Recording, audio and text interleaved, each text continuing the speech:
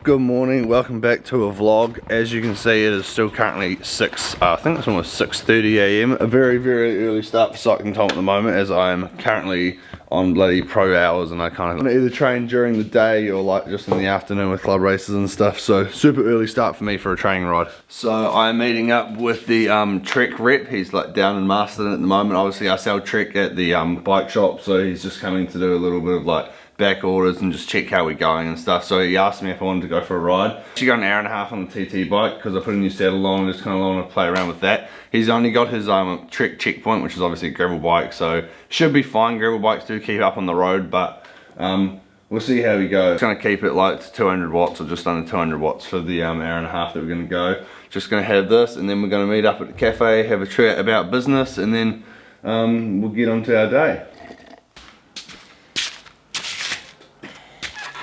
So in the last TT episode, I was complaining about two things, and I finally sussed it. So we have got a ISM 3.0, actually I think it's a 3.1 saddle that I'm going to be testing out today. I just checked that on last night, and I've also been kindly found a Garmin mount for the TT bar, so I don't have to have that stupid sticky tape situation. So the bike is slowly coming together. I'm really hoping that this saddle works. I've got one more option, the Pro Logo Nago Evo TTR saddle, which is what I used 3 or 4 years ago. So I've got that sitting there as well. To be super comfortable and like open up your hip angle and be good for time trials and stuff. I personally think it looks absolutely horrendous with the two little nose bits up here, but apparently it's meant to be good, so we're going to give it a test today.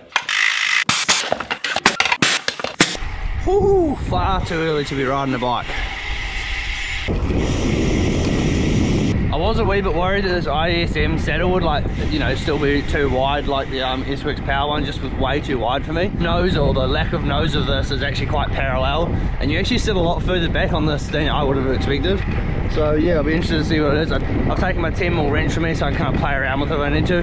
And it's just started raining. How good. 1 hour later. Right, I'm back from my ride now. Just ended up doing an hour. Didn't bring the GoPro out while I was riding because my bars don't have any grip tape on them or anything. They're super slippery as soon as they get wet. And that last shot, obviously, it just started raining. Probably spit on us for like 20 minutes and then it kind of stopped and it got quite nice. But yeah, didn't end up doing it. But the ISM saddle on here, so much better than that little Specialized Power one. So much better. Still a super wide saddle, but it's actually like through this bit here, narrow. And you sit on a completely different spot than I thought. Like, I thought you'd be sitting around here on the nose, but you actually end up sitting towards like the middle of it, and your legs kind of go down past the cutout, I guess is what it would be called. But yeah, it's actually super comfortable. Definitely think I'm going to be using that. I'm just going to put it forward a little bit. I also need to check that it's 50 mil behind the bottom bracket so that it is fully UCI legal. And then I think I'm going to do an effort session on here tomorrow, and then that'll be like, you know, once you actually start pushing some power, like anything over 300 watts, you'll know if the saddle's not going to be working well for you. So pretty sure I'm going to do that tomorrow in the afternoon, and then fingers crossed it's the right saddle, or we will end up putting the Pro Logo on. But I'm pretty sure it's actually way better than I thought, this ISM thing.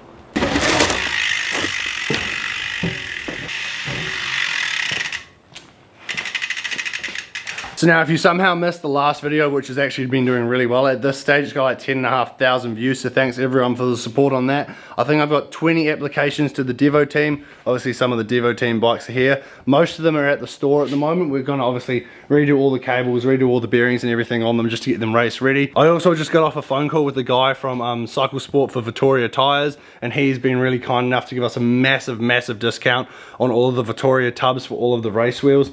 So all of these Easterns are going to be changed to Vittoria tyres on them. Everything's going to be 25 courses, which is absolutely sick. So yeah, massive shout out for Cycle Sport for jumping on board and looking after these Devo riders and stuff. Everyone's been really supportive of this.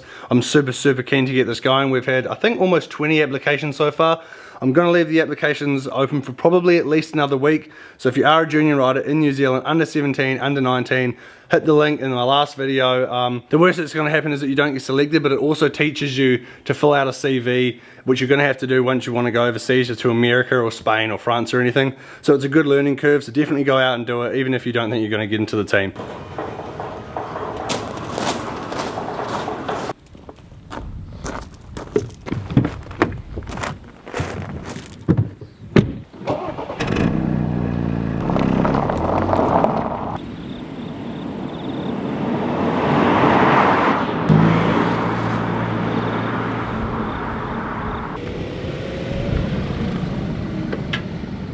Alright, so I'm in my car at the moment. I haven't said much about this, but for the last few weeks we have been working on like getting the Audi Raptors like a team car and getting everything going. It's kind of like, obviously because I paid for most of it, or actually I paid for all of it, it's like the CyclingTom car, but it also is going to be the CyclingTom Devo team car for when we go to the junior events, and it's also going to be the Team Couplands Elite car when we go to Southland or Cycle Classic or Gravel and Tara, which I really do hope happens this year. But without further ado, here's a little bit of an edit and then we'll have a chat about the car and what we're going to do with it.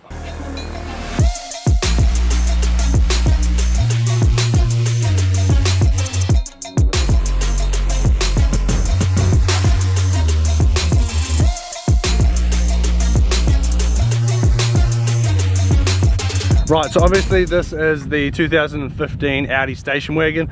The reason for getting a station wagon is obviously all team cars are station wagons. Obviously you can put the seats back, you can get loads of wheels and bikes in there and bottles and a chili bin, which is important. But the UCI rule states, and I've put it up here, state that you have to be under like 1.66 meters at the roof. That's not including the bikes on the roof. Obviously it just means like this point here has to be below 1.66 meters, and then with the bikes on the roof, it's in the convoy, so I guess like in the convoy you can kind of actually see what's going on when you're like 17 cars back, I guess, at the Tour de France. But yeah, that's kind of what we've got going on there. Obviously we've got 2 bike racks up there at the moment. We've got the Tourlay ones. I'm going to try and get as many bikes on the roof as possible. I'm thinking probably only going to be able to get 4 maybe. I can push those ones out a little bit and then maybe get another 2 in there if I really do squeeze them and go 1 front, 1 back, 1 front, 1 back.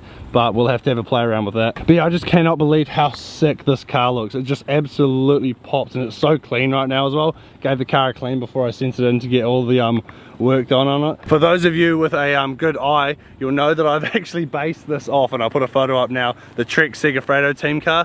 I thought because their colours are very similar to ours, it looks super sick, and I was like, we want it to kind of look like World Tour. I thought we'd like kind of replicate it off the Trek Segafredo.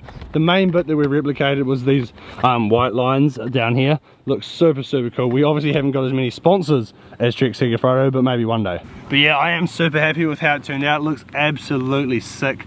I think the first event we'll be taking it to probably either one of the junior tours first with the Devo riders, or maybe I'll bring it up to the next Dynamo round. But yeah, it looks super cool. We got it done by Select Signs in Marston, if anyone wants to know. Tony's super good to work with, so he did this, and he also did the van as well. Yeah, that's another exciting little update that's kind of like happening in the world of CyclingTom.